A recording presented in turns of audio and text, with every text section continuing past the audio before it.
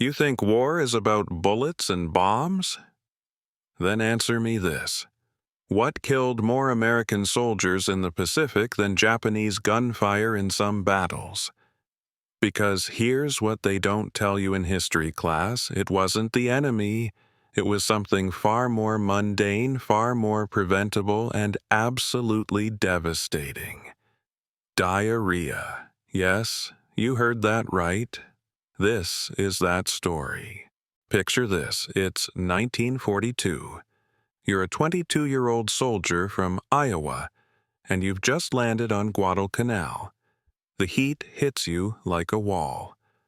95 degrees, humidity that makes your uniform stick to your skin. You've been warned about the Japanese, about their tactics, their determination. Nobody warned you about what's about to happen to your intestines. Within 2 weeks, you're sick. And I mean really sick. You're losing fluid so fast you can barely stand. You're running to whatever passes for a latrine every 30 minutes. Sometimes you don't make it. Your combat effectiveness? Gone. Your dignity? Gone. Your ability to hold a rifle steady? Forget about it. Now here's the crazy part. This wasn't some rare occurrence. In the Pacific Theater, for every soldier evacuated for battle wounds, 4 were evacuated for disease. 4 to 1. Let that sink in. The enemy you couldn't see was deadlier than the enemy shooting at you. But wait, it gets worse. The British Army in Burma. They calculated that they lost 7 times as many days of manpower to disease as they did to combat injuries. 7 times.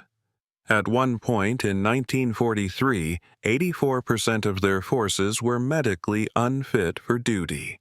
Not from fighting, from being sick. Let me show you something nobody talks about. The human digestive system evolved over millions of years to handle certain environments. Drop that system into a tropical jungle with contaminated water, millions of disease-carrying insects, and zero infrastructure, it fails. Catastrophically. And this is where it gets interesting. Because this wasn't new information. The military knew about this problem. They'd seen it in World War I. They'd seen it in every conflict fought in tropical regions throughout history. But knowing about a problem and solving it, 2 completely different things. Picture this. You're a military planner in 1941.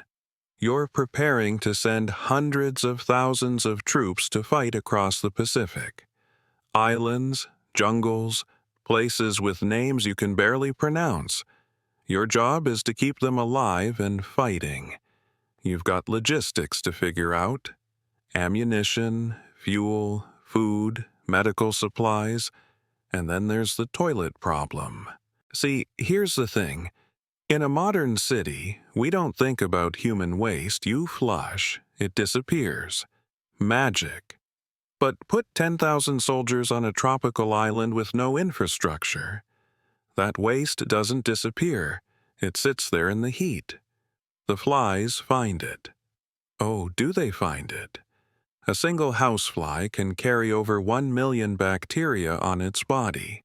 Now imagine clouds of flies moving between human waste and your food supply. The Japanese actually had the same problem. Their soldiers were dying from dysentery at alarming rates. There's this report from a captured Japanese medical officer that I came across. He documented that in some units, 70% of personnel were incapacitated by intestinal disease. 70%. This wasn't an Allied problem. This was a human in the jungle problem.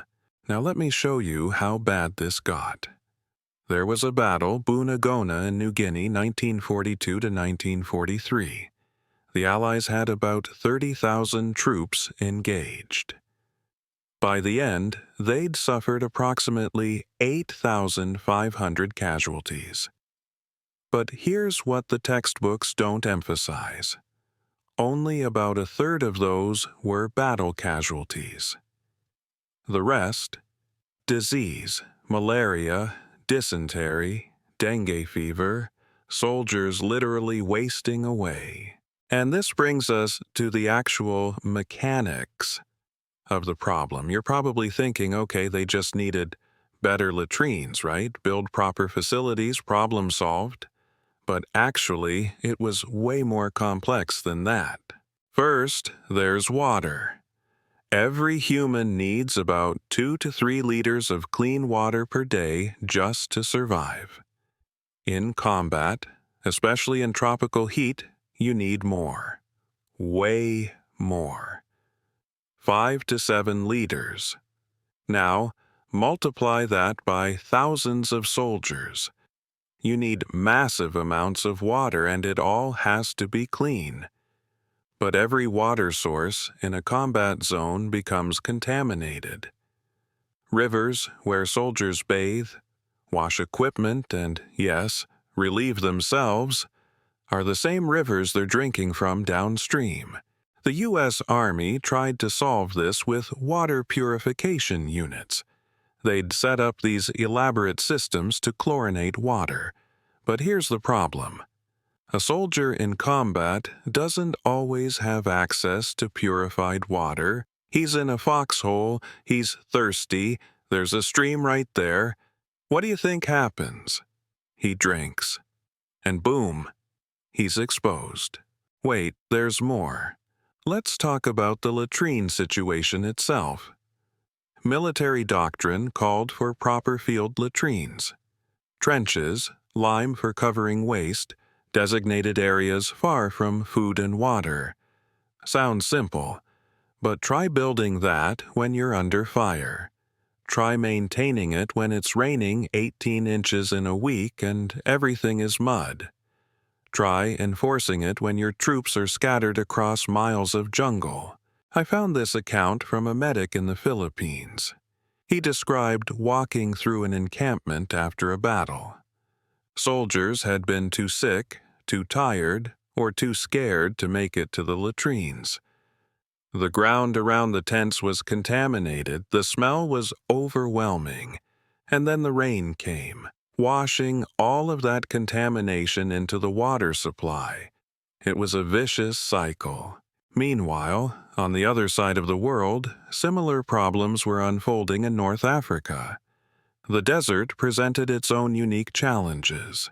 You'd think, okay, hot and dry, maybe fewer disease problems. Wrong. The heat made dehydration a constant threat. Soldiers needed even more water than in the jungle. And in the desert, water sources were few and precious. Everyone used the same oases, the same wells. German forces in North Africa lost thousands of men to dysentery and other intestinal diseases. Erwin Rommel himself was sick multiple times with what they called tropical dysentery. This affected command decisions. When your commanding general is too sick to think straight, how good are his tactical choices? But here's where it gets really interesting. Some units figured it out. The Australians, who had experience in tropical environments, developed better protocols. They were fanatical about water discipline. They enforced strict rules about latrine placement and use. They educated their soldiers constantly about disease prevention. And you know what? Their disease rates were significantly lower than other Allied forces in the same regions. Picture this. It's 1943. The U.S. Army finally starts taking this seriously. They establish what they call sanitary squads. Groups of soldiers whose entire job is disease prevention. They inspect latrines, they monitor water supplies, they hunt down contamination sources, they spray insecticides.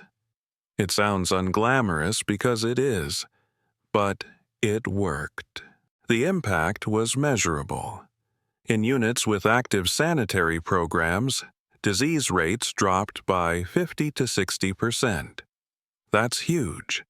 That's the difference between a functional fighting force and a hospital ward. But implementation was inconsistent. Some commanders got it. Others thought it was a waste of resources. They'd rather have those men fighting than digging latrines and spraying DDT. And this is the crazy part. DDT, which we now know is environmentally harmful, was considered a miracle during World War II. Spraying it on troops, on their bedding, on everything, dramatically reduced insect-borne disease transmission. Typhus, malaria, dengue, all of these became more manageable. The human cost of disease started to drop. But the toilet problem? That required more than chemicals. Fast forward to the Italian campaign. You'd think, okay, Europe, more infrastructure, fewer disease problems. Not exactly. When armies move, they destroy infrastructure. Fighting in Italy meant fighting through towns and villages that had been bombed, shelled, their water systems destroyed. Troops drinking from wells that had dead bodies in them. Dysentery outbreaks that took out entire companies. There's a story about a British unit near Cassino in 1944. They'd taken a position and held it for weeks. The latrines were overflowing. They couldn't dig new ones because the ground was rocky and they were under constant shelling. Disease rates skyrocketed. Eventually, they had to rotate the entire unit out, not because of combat losses, but because they were too sick to fight. Now let's talk about something even more disturbing: the psychological impact. Imagine you're a soldier. You've trained for combat. You're ready to face the enemy. But instead, you're humiliated by your own body. You're soiling yourself. You're weak from dehydration. You can't eat because everything goes straight through you. This breaks morale in ways that combat doesn't.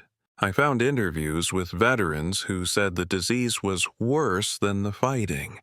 At least in combat, you're doing something. You're fighting back.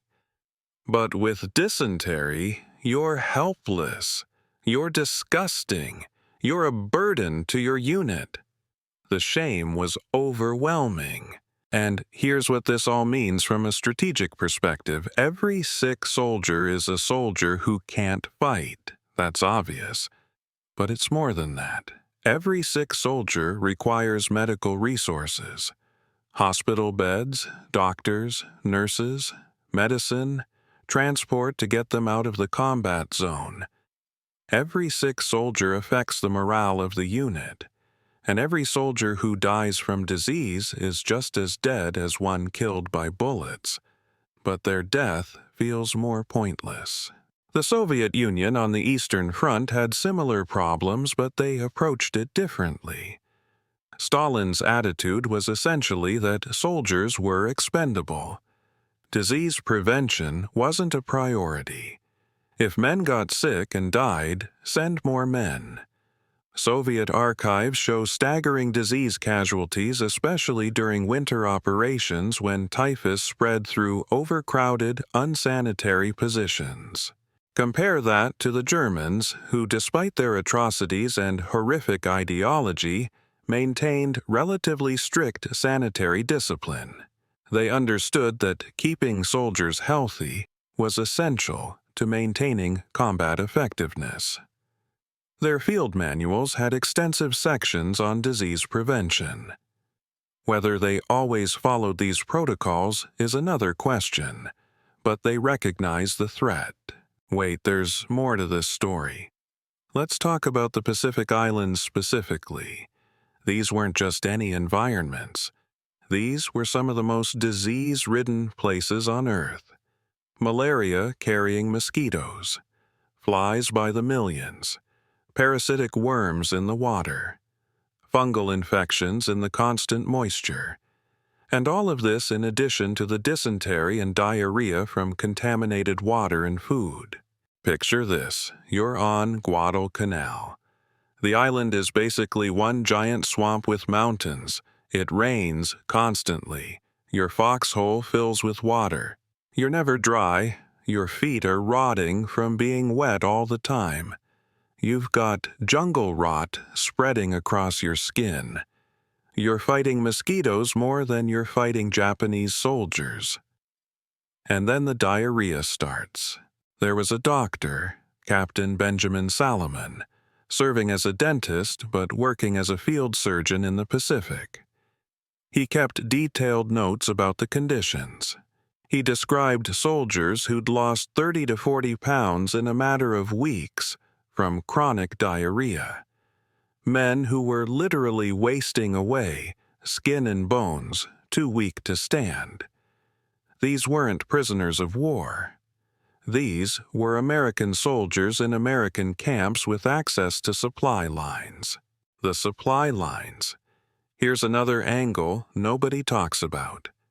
Getting supplies to Pacific Islands was incredibly difficult. Ships could be sunk. Airdrops could be inaccurate. Priority went to ammunition and fuel.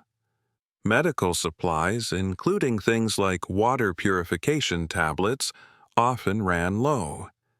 So even when soldiers knew they should purify water, they might not have the tablets to do it. And this brings us to another aspect: food safety. In the heat and humidity of the tropics, food spoils fast. Really fast. The military tried to solve this with canned rations. C rations, K rations. Food that wouldn't spoil. But even canned food could become contaminated if soldiers opened it with dirty hands, or if flies got to it, or if it was prepared in unsanitary conditions. There were outbreaks traced directly to field kitchens. One cook with poor hygiene, handling food for hundreds of soldiers. Boom. Entire companies sick within days. The U.S. Army eventually instituted strict rules for cooks, including regular medical checks and mandatory hygiene training. But enforcement in combat conditions? Nearly impossible. Now let me show you something else. The economic cost of all this. It's not just about soldiers dying or being unable to fight. Every sick soldier had to be treated. Medicine wasn't cheap. Evacuating soldiers from combat zones required ships, planes, vehicles. Hospital facilities had to be built and staffed. The cost in resources was staggering. One analysis estimated that disease cost the Allied forces more in resources than actual combat operations in some theaters. Think about that. More resources spent fighting disease than fighting the enemy. Antibiotics, which were relatively new during World War II, were precious. Penicillin could save lives, but supply was limited. Doctors had to make choices about who got treatment and who didn't. Fast forward to late 1944, early 1945. By this point, the U.S. military had refined its approach. Better sanitary protocols, more education, stricter enforcement, better medical support. Disease rates started to drop significantly, but they never went away entirely. Even at the end of the war, soldiers were still getting sick, still dying from preventable diseases. Here's something you probably didn't know.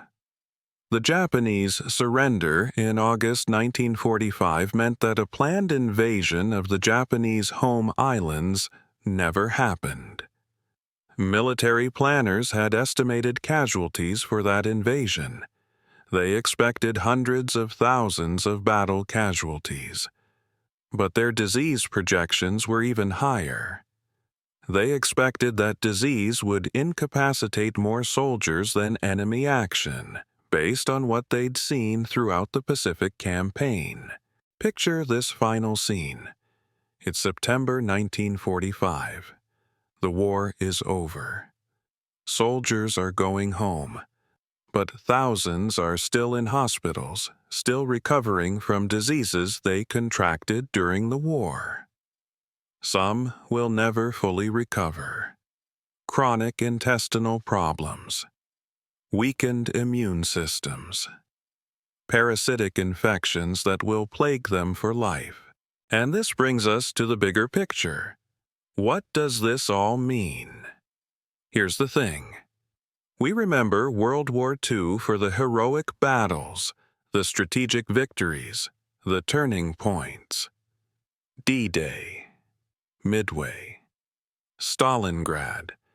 We don't remember the toilets, we don't remember the dysentery, we don't remember the millions of soldier days lost to preventable disease. But here's the truth. Wars aren't just won by superior tactics or better weapons. They're won by logistics, by keeping soldiers alive, healthy, and able to fight. The unglamorous work of digging proper latrines, purifying water, controlling insects, maintaining hygiene. This work saved more lives than battlefield medicine. The military learned lessons from World War II that are still applied today. Modern military operations include extensive sanitary planning. Field sanitation teams are standard. Water purification technology is sophisticated. Disease surveillance is constant. Because they learned the hard way that you can have the best army in the world, but if your soldiers can't stay out of the bathroom, you're going to lose. So here's what this all means. When we think about war, we think about courage and sacrifice, and rightly so. But we should also think about the mundane realities, the daily struggles, the unglamorous problems that don't make it into movies but killed more people than many famous battles. The toilet problem of World War II killed tens of thousands of soldiers. It incapacitated millions more. It changed the course of campaigns. And it taught militaries around the world a lesson they should have already known. In war, the smallest things can be the deadliest. Not because they're dramatic, but because they're overlooked. And that's why this matters. Because even today, in conflicts around the world, disease remains a threat. Soldiers still get sick. People in war zones still lack clean water and sanitation. The fundamental problem hasn't changed. Human beings need clean water, safe food, and proper waste disposal. Without these, everything else falls apart. So the next time you flush a toilet or drink clean water from a tap, remember this. These aren't just modern conveniences. They're the infrastructure that keeps society functioning. And when that infrastructure breaks down, whether in war or natural disaster, the results are catastrophic. World War II proved that. The question is, have we really learned the lesson?